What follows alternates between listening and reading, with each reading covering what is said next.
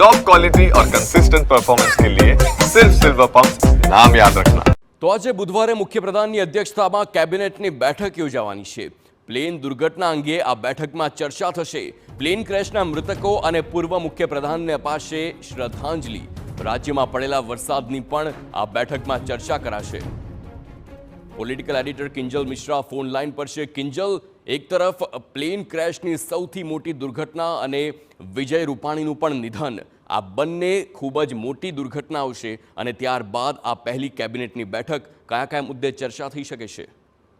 જી હાર્દિક, plane ક્રેશની દુર્ઘટનામાં જેટલા પણ લોકોના મૃત્યુ થયા છે તે તમામને આજે કેબિનેટમાં શરૂઆતમાં શ્રદ્ધાંજલિ છે તે આપવામાં આવશે। ત્યારબાદ જે પૂર્વ મુખ્યપ્રધાન વિજયભાઈ રૂપાણીને પણ શ્રદ્ધાંજલિ આપવામાં આવશે।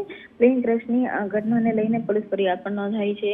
આ દુર્ઘટનામાં જેટલા પણ લોકો તાજાના સાક્ષી રહ્યા છે તેમના નિવેદનોને લઈને પોલીસ તપાસ કઈ ગતિવિધિમાં ચાલી રહી છે તેની સમીક્ષા છે તે પણ કરવામાં આવશે। તેની સાથે જ અત્યારે જે ડીએનએ ના જે સેમ્પલ છે તે મેચ થઈ રહ્યા છે, મુદ્દે આપવામાં આવી પરિવારોને આપવામાં આવી રહ્યા છે, તો તે આખી જે વ્યવસ્થા છે વ્યવસ્થાની સમીક્ષા છે તે કરવામાં આવશે। તેની સાથે જો વાત કરવામાં આવે તો આખા રાજ્યની અંદર એક વરસાદી વાતાવરણ છે, ત્યારે વરસાદી વાતાવરણને લઈ અને ગઈકાલથી જે બેઠકનો દોર પણ ચાલુ છે, એનડીઆરએફ, એસડીઆરએફ સહિત તમામ જે ટીમો છે તેને અલગ અલગ સ્થળે ડિપ્લોય કરવામાં આવી છે। ત્યારે વરસાદમાં કોઈ પણ પ્રકારની નુકસાની ન થાય તેની સમીક્ષા તે પણ કરવામાં આવશે। હાર્દિક, આભાર કિંજલ સમગ્ર માહિતી બદલ।